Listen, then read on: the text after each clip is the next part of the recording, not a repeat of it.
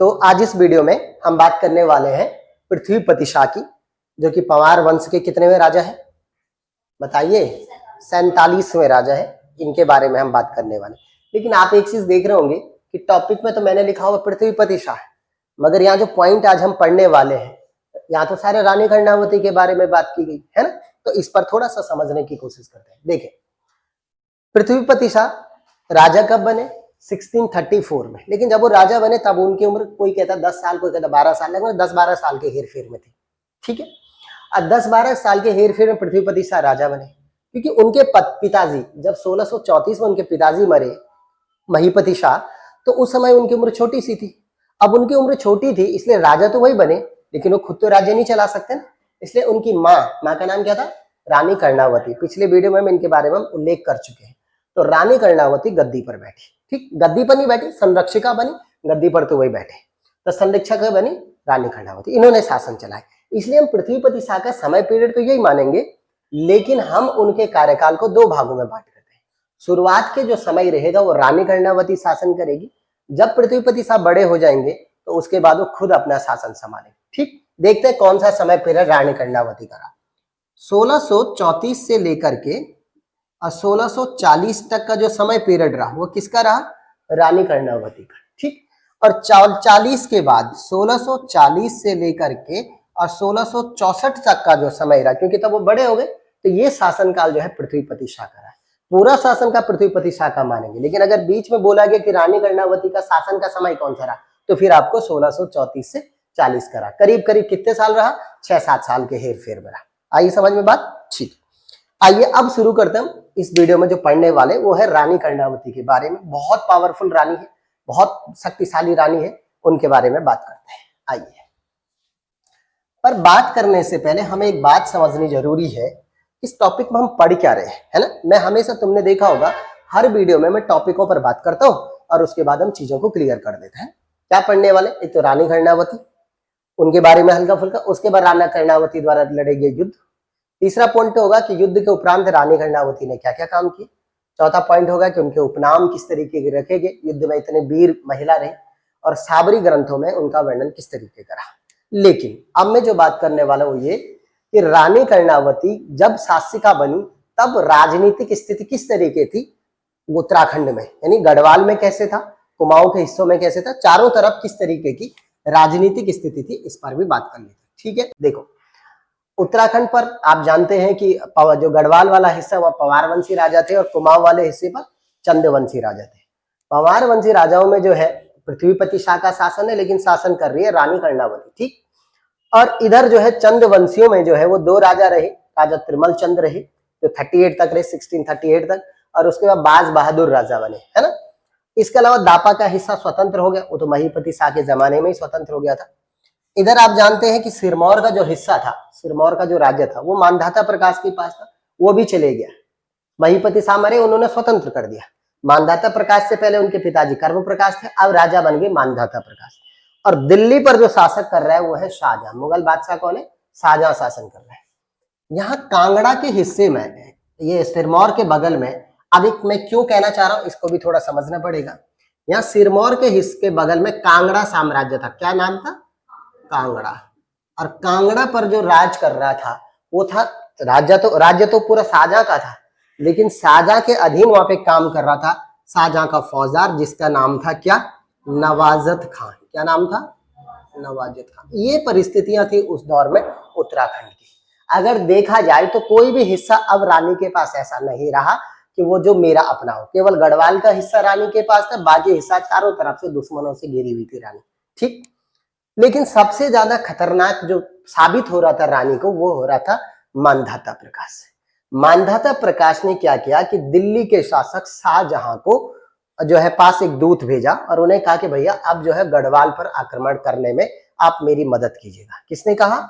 मानधाता प्रकाश ने। किसके पास का? शाहजहां से कहा, क्योंकि उसने कहा भाई इन्होंने हमारा राज्य पिछली बार हड़पा था और ये दोबारा कभी भी हमारे राज्य को हड़प सकते हैं, इसलिए इन्हीं के राज्य को हड़प दो।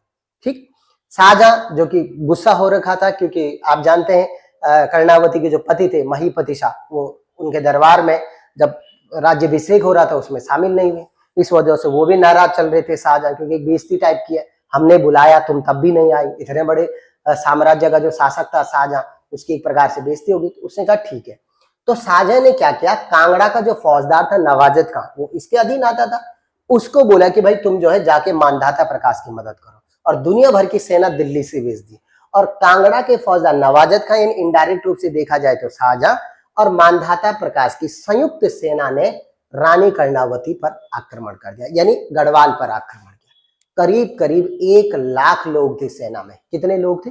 1 लाख लोग। लेकिन अपनी रणनीतिक पृष्ठभूमि की वजह से, अपनी रणनीति की वजह से, अपनी युद्ध कौशल क्षमता की वजह से रानी कर्णावती ने देहरादून में ही, गढ़वाल भी नहीं आई वो लोग, देहरादून में ही किसको, नवाजत खां और मानधाता प्रकाश की संयुक्त सेना को धूल चटा दिया और हरा दिया।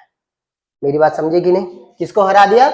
यहाँ देहरादून में। कई जगह ऐसा लिखा हुआ है कि युद्ध देहरादून में हुआ, कई किताबों में ये दिखा गया है, खासकर यशवंत कटोच जी को मैं देख रहा था, वो कह रहे कि रानी हाट, पौड़ी में एक जगह पड़ता है, कह रहे रानी हाट में जो है युद्ध हुआ था। तो ज्यादातर मायने रखे जाते हैं कि भाई युद्ध जो है वो देहरादून में हुआ। तो कहाँ हुआ युद्ध? देहरादून में। अब इतनी बड़ी सेना को रानी कर्णावती ने हरा दिया। बहुत लंबी कहानी नहीं सुना रहा मैं, शॉर्ट में चीजों को समझो। अब रानी कर्णावती की मदद जिसने इस युद्ध में की, और उनका नाम है, एक उनके सेनापति थे दोस्त बेग। क्या नाम था? दोस्त बेग। उन्होंने मदद की। तो ये युद्ध कब हुआ? ये युद्ध हुआ 1635 ईस्वी में। कब हुआ? 1635 ईस्वी में। तो आपको क्या ये युद्ध के बारे में समझ में आ गया? अब अगला पॉइंट है कि युद्ध के उपरांत क्या परिस्थितियां बनी। देखो, युद्ध के बाद क्या हुआ, रानी कर्णावती ने देहरादून पर कब्जा कर दिया। कब किया देहरादून पर कब्जा? देखो, युद्ध के बाद ये दोनों तो हार गए, अब देहरादून पर रानी ने कब्जा किया। कब किया? युद्ध खत्म होते ही उन्होंने देहरादून पर कब्जा कर दिया था, 1636 ईस्वी में। कब किया? 1636। जब उन्होंने देहरादून में कब्जा कर दिया, अब भैया एक तो पहाड़ों के लिए राजधानी श्रीनगर थी, और एक राजधानी उन्होंने कहा यहाँ देहरादून में भी बनाते हैं। तो उन्होंने एक महल बनाया देहरादून के नवादा में। कहाँ पे बनाया?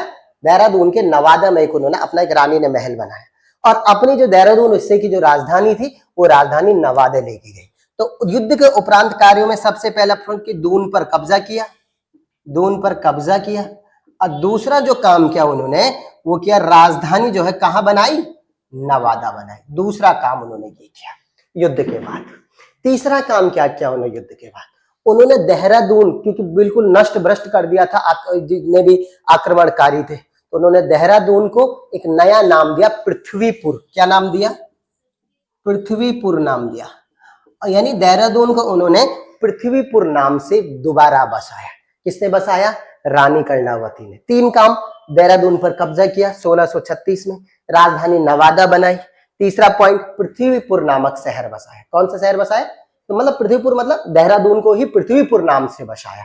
तो ये तीसरा पॉइंट। चौथा काम क्या? नगर कौन सा था? करणपुर। कौन सा नगर था? करणपुर। आज भी है ना करणपुर, तो करणपुर बसाया। 3 है कि जो राजपुर कैनाल है, राजपुर रोड है ना देहरादून में, तो वहां एक नहर है, तो राजपुर नहर का जो निर्माण किया था वो भी किसने किया? रानी कर्णावती ने। तो करीब करीब 5 काम युद्ध के बाद किए रानी ने। पहला काम, देहरादून पर कब्जा किया 1636 में। दूसरा, राजधानी नवादा बनाई। तीसरा, करणपुर जो है वो नगर बसाया। चौथा, देहरादून को पृथ्वीपुर नाम से बसाया। और 5वां, राजपुर नहर की जो है निर्माण कराया। ये 5 काम के युद्ध के बाद। ठीक, अगला पॉइंट हमारे पास कि उपनाम क्या है, रानी के क्या क्या उपनाम रखेंगे। देखो, आप देख रहे हैं कि देहरादून में जो है 1635 के युद्ध में जो है रानी ने मुगलों को हरा दिया है ना। मानधाता प्रकाश और नवाजत खान दोनों की जो संयुक्त सेना थी उसमें मुगलों की सेना ज्यादा थी और उनको हरा दिया। और लोगों ने कहा कि भैया मुगलों की तो बेइज्जती हो गई, मुगलों की बेइज्जती हो गई, छोटी सी रानी से हार गए। इसलिए क्या बोलते हैं हमारे यहाँ, कहते हैं कि भैया बेइज्जती होगी, तेरी तो नाक कट गई। तो किसने काटी नाक? रानी कर्णावती। इतने बड़े साम्राज्य के सेना को हरा करके उनकी नाक काट दी। इसीलिए रानी के उपनामों में नाम क्या आता है? नाक काटी रानी। कौन सी रानी? नाक काटी रानी। एक पॉइंट। दूसरा उपनाम क्या था इनका? इन्हें गढ़वाल की दुर्गावती भी कहते हैं। क्या कहते हैं? गढ़वाल की दुर्गावती। तुम सोचेंगे सर दुर्गावती क्यों? दुर्गावती जो है मध्य प्रदेश का छत्तीसगढ़ के गोंडवाना एक राज्य हुआ करता था, और उस राज्य पर आक्रमण कराया अकबर ने। किसने? अकबर ने।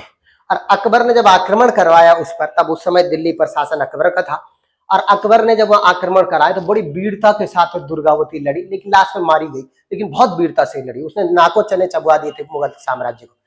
इसलिए इतिहासकार शिव प्रसाद डबराल ने रानी दुर्गावती की तुलना हमारी रानी कर्णावती से की और नाम दिया कि भैया गढ़वाल की रानी दुर्गावती है। ठीक, तो ये दो उपनाम आपको ये समझ में आ गया होगा। ठीक है, अब चलते हैं कि साबरी ग्रंथों में किस तरीके का उल्लेख है रानी कर्णावती का। देखो, रानी कर्णावती और इससे पहले मैंने आपको बताया था राजा अजयपाल, ये दो ऐसे लोग हैं जिनका साबरी ग्रंथों में वर्णन मिलता है।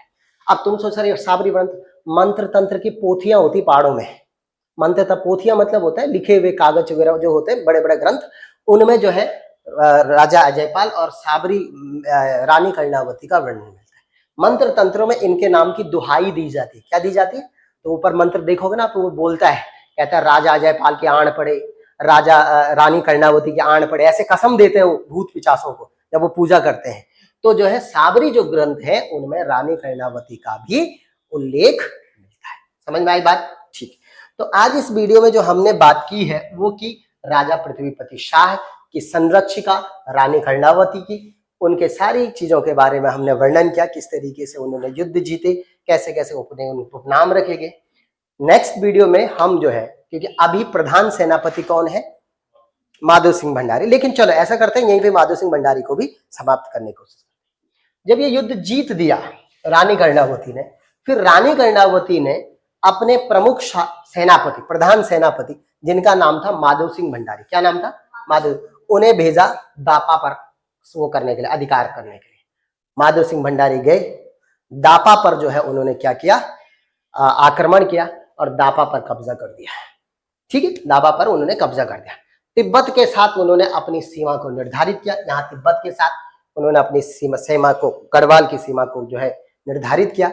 आज भी जो है माधो सिंह भंडारी द्वारा बनाए गए जो पत्थर के चबूतरे हैं गढ़वाल और तिब्बत की सीमा पर, वो आज भी हैं।